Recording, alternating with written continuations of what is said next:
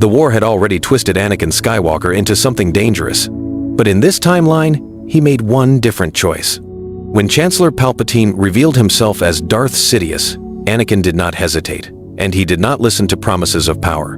He went straight to the Jedi Temple, carrying the truth like a burning weight. For the first time in years, fear did not rule him. Duty did. Mace Windu believed him.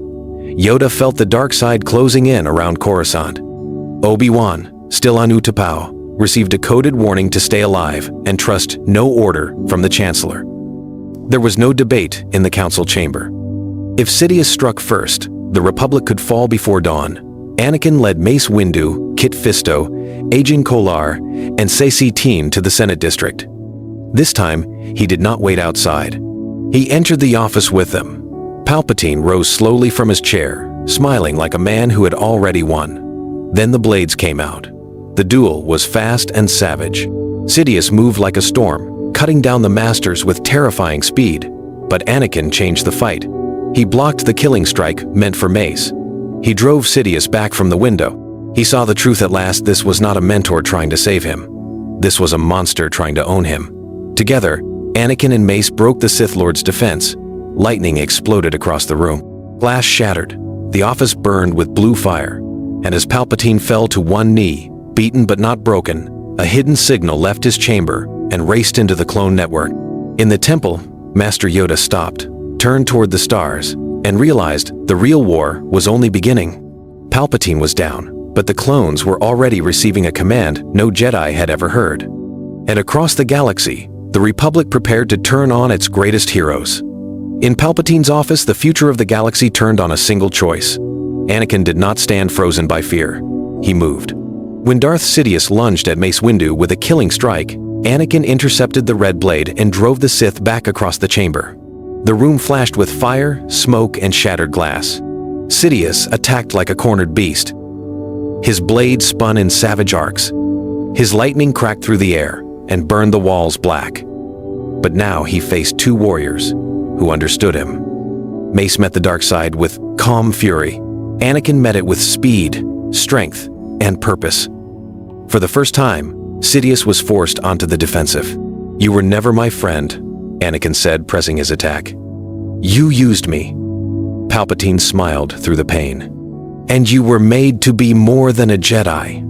Those words failed this time. Anakin did not listen. He remembered Padmé. He remembered Obi-Wan. He remembered every lie that had led him here. Mace shifted into Vapad, turning Sidious's rage against him. The Sith Lord answered with a storm of Force lightning, pouring everything into one final blast.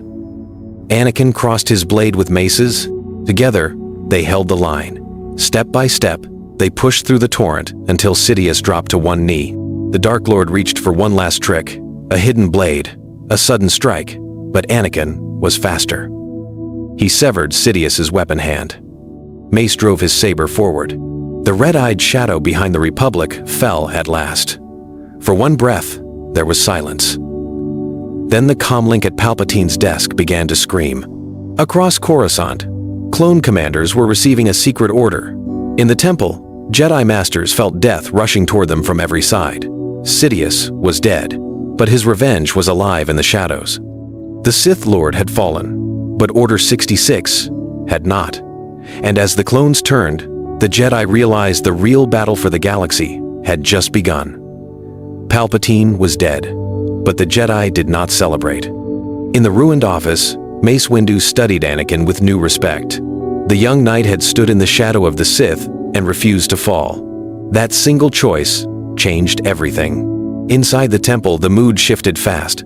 The council no longer treated Anakin like a problem to manage. They treated him like the man who had saved them all. Yoda listened. Obi-Wan joined by hologram. Even Mace spoke first. "I was wrong about you, Skywalker." The room fell silent because Anakin had waited years to hear those words. For the first time, the council told him everything. They shared their fears about the prophecy, the war, and the darkness growing inside the Republic. Anakin answered with honesty, not anger. He explained how Palpatine had used trust, fear, and Padmé's future to break him.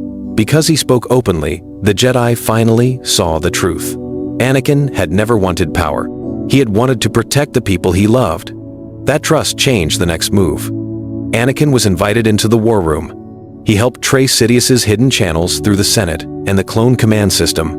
One signal led toward Kamino. Another led to a secret medical file locked beneath Republic clearance. The Council uncovered the pattern at last. The clones were not only soldiers, they were part of a trap. Warnings were sent across the galaxy. Obi-Wan received them on Utapau. Ahsoka was contacted in secret. Temple guards sealed the halls.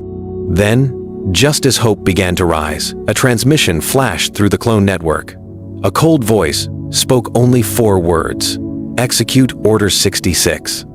And at the temple gates, loyal soldiers suddenly turned their weapons toward the Jedi waiting inside. The trust he had earned would now face its first test. The Jedi had finally trusted Anakin Skywalker. Now that trust would decide whether they survived the night. Order 66 hit the galaxy like a sudden storm, but this time, the Jedi were not blind. Because Anakin had warned the Council, key masters were already on alert. Temple defenses were raised. Secure channels were opened. Across distant battlefields, Jedi generals received one last message: do not trust your clone commanders. The command still reached the army. Chips still activated. On dozens of worlds, clones turned in an instant. Blasters fired. Walkers changed direction. Friends became executioners. But the trap did not close as cleanly as Sidious had planned. Obi-Wan survived the first volley on Utapau and escaped into the sinkhole depths. Aayla Secura sensed the betrayal a heartbeat early. Plo Koon broke formation before his wingmen could lock on. Not every Jedi lived, but far more survived than in the original fate of the Order. At the temple, the assault became a siege. Shock troopers marched on the gates, only to meet Anakin Skywalker at the front line. Beside him stood Mace Windu, temple guards, and young Jedi, who refused to run. Blue and purple blades flashed through smoke as clone ranks crashed against the steps. Anakin did not slaughter in rage. He fought with control, cutting paths, disarming soldiers, and shouting for the commanders to stand down. Then Ahsoka arrived. With Rex at her side, she brought the proof the Council needed. The inhibitor chips were real. Captured clones were scanned. The truth spread fast. Some commanders kept firing. Others hesitated. A few, horrified, tore off their helmets and dropped their weapons. The conspiracy was exposed at last. The Republic could no longer hide behind emergency orders and blind loyalty. But as Coruscant descended into chaos, one truth became clear. The Sith had prepared more than one backup plan, and in the shadows beyond the Senate, a new enemy moved. Order 66 had failed to wipe out the Jedi, but the Republic was breaking apart, and someone else was ready to seize the ruins. With Sidious gone and Order 66 exposed, the Clone War lost its hidden master. Across the Outer Rim, Separatist fleets stopped receiving clear commands. Some admirals retreated. Others fired on everything in reach. The war was no longer a strategy. It was a collapse. Obi-Wan returned from Utapau, wounded, tired, and ready for one last campaign. When he entered the temple hangar, Anakin met him there. No anger, no lies, just relief. Master and former apprentice stood together again, and the Republic felt stronger for it. The Council gave them a simple mission: end the war before panic destroyed what Sidious had failed to claim. Obi-Wan led talks with worlds ready to surrender. Anakin took loyal forces to protect civilians trapped between broken battle lines. For the first time, they fought to save the Republic, not just to win it. General Grievous became the final blade of the dying Separatists. Furious and cornered, he gathered warships above Mustafar and ordered a scorched Earth retreat. Droid foundries were set to overload. Supply routes were mined. Whole cities were marked for destruction if the Republic advanced. So Obi-Wan and Anakin struck together. Kenobi cut through Grievous's guard with calm precision. Anakin tore into the droid lines like a storm, clearing a path for clone units now freed from the chips controlling them. In the fire above Mustafar, Republic cruisers disabled the Separatist flagship. On the ground, Obi-Wan dueled Grievous among sparks and falling steel. This time, Anakin arrived before the cyborg could escape. Between them, they brought the warlord down. The Separatist Council surrendered within hours. The war was ending. But victory brought silence. And in that silence, Anakin felt it again, a vision, sharp as a blade. Padmé crying out, darkness around her, death waiting in a place he could not see. The war was finally ending. But Anakin's deepest fear had returned, and this time, it was aimed at Padmé. On the black volcanic shore of Mustafar, Anakin heard Padmé cry out, and something inside him broke free, not into rage, into shame. He looked at her fallen body, then at Obi-Wan, and for the first time in many months, he saw what fear had made him become. Palpatine had promised power over death, but Padmé still breathed, barely. That single breath shattered the lie.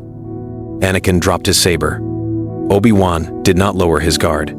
"Anakin, I know," he said, voice raw. "I was wrong." There was no clean ending. Clone troops were still loyal to Sidious. The Jedi Temple still smoldered.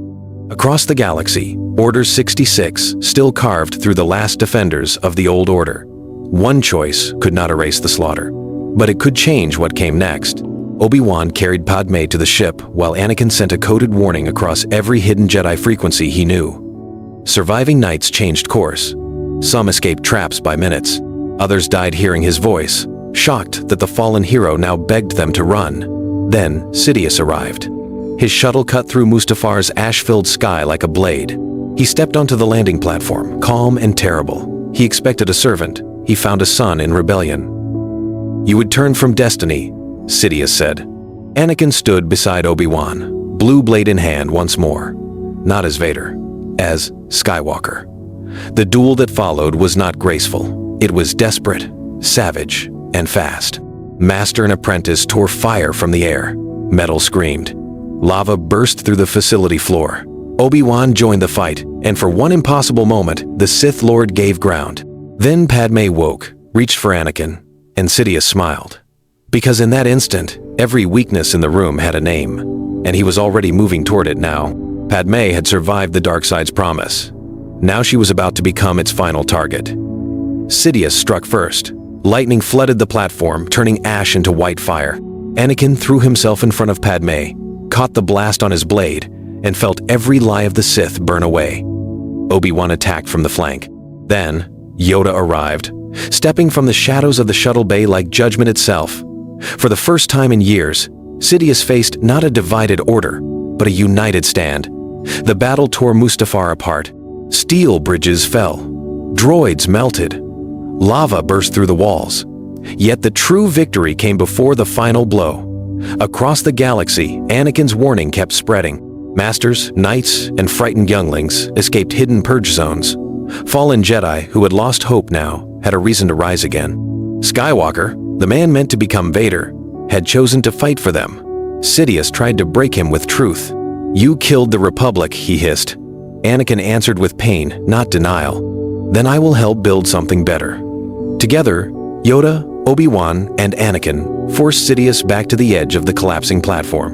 One strike from Yoda shattered the Sith Lord's guard. One strike from Obi-Wan cut away his escape, and Anakin made the final choice. He did not kill from hate. He disarmed Sidious and cast him into the fire below. Silence followed. Months later, the Empire never fully rose. The Senate learned the truth. Clones began to question their orders. Worlds that feared tyranny joined Padmé's call for a new peace. The Jedi returned, not as distant generals, but as guardians humbled by failure and redeemed by sacrifice. But peace came with scars. In the quiet of night, Anakin heard the voices of those he could not save. And far beyond the known stars, something ancient heard him answer back from the dark between galaxies. The Sith had fallen. But the Force was already preparing the galaxy for its next nightmare. The galaxy did not heal in a day. Sidious was gone, but his shadow still stretched from Coruscant to the Outer Rim. Shipyards still built war machines. Clone commanders still held cities in the name of emergency law. Senators still feared speaking the truth out loud. Victory on Mustafar had stopped the Sith from ruling forever, but it had not ended the damage already done. Anakin Skywalker knew that better than anyone. Every report of a burned temple, every list of the dead, every frightened child pulled from hiding landed on his heart like another blade.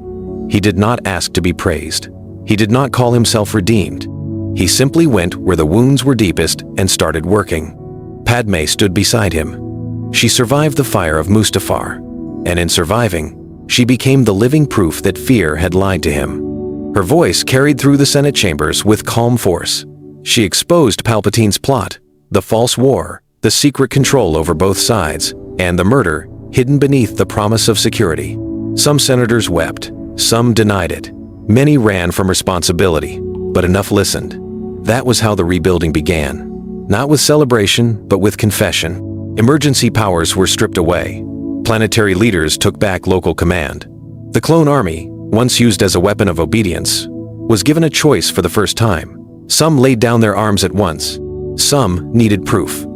Some followed hardline officers into brief, ugly holdouts that Anakin and Obi-Wan ended planet by planet. The Jedi changed too. There would be no return to the old blindness. No more distance for the sake of pride. No more pretending that emotion itself was the enemy.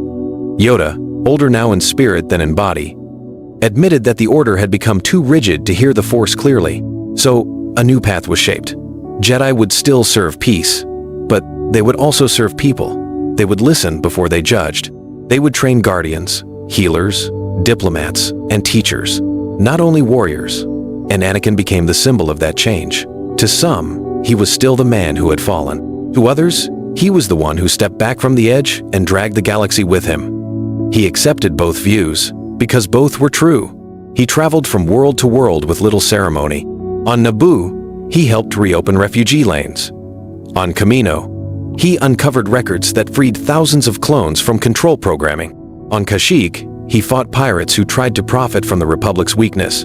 Each mission was simple in purpose: save who could be saved, build what could still be built. Still, peace did not trust him easily. Mothers whose sons died in the temple could not forget his name. Surviving Jedi who heard his warning too late looked at him with pain that no speech could calm. Anakin never defended himself. When they accused, he listened. When they cursed, he bowed his head. When they asked why, he answered with the only truth he had: I chose fear, and fear almost chose the galaxy for me. Then Luke and Leia were born, and for a brief moment the galaxy felt quiet. Padmé held them beneath the soft lights of Polis Massa, and Anakin looked at his children as if the Force had placed two suns in his hands. Obi-Wan smiled for the first time in what felt like years. Even Yoda seemed lighter. The future no longer looked like a grave. It looked like a promise. But the Force was not quiet. In dreams, Anakin kept seeing a black tide moving between the stars. He saw temples with no names. He saw dead worlds orbiting cold suns. He saw something vast watching the rebuilt galaxy, not with anger, but with hunger. At first he said nothing. He feared that speaking of visions would sound too much like the old weakness that ruined him. Then, Leia cried out in her sleep only hours after her birth, and every light in the medical chamber flickered at once. Yoda felt it too. So did Ahsoka, returned at last from exile to help train the next generation. The disturbance came from beyond the known maps, beyond even Old Republic memory. It was not Sith. It was older, colder, and patient. Something had sensed that Sidious was gone. Something had noticed the light had survived. And now, while the galaxy rebuilt its homes, that hidden power was beginning to move. On Coruscant, as dawn rose over a Senate finally free, an ancient signal awakened in the ruins beneath the Jedi Temple. Machines older than the Republic came alive one by one. Deep below the stone, a single red eye opened. And in the nursery, Luke suddenly turned toward the stars above. The war against the Sith was over. But the next enemy had been waiting long before the Republic was born.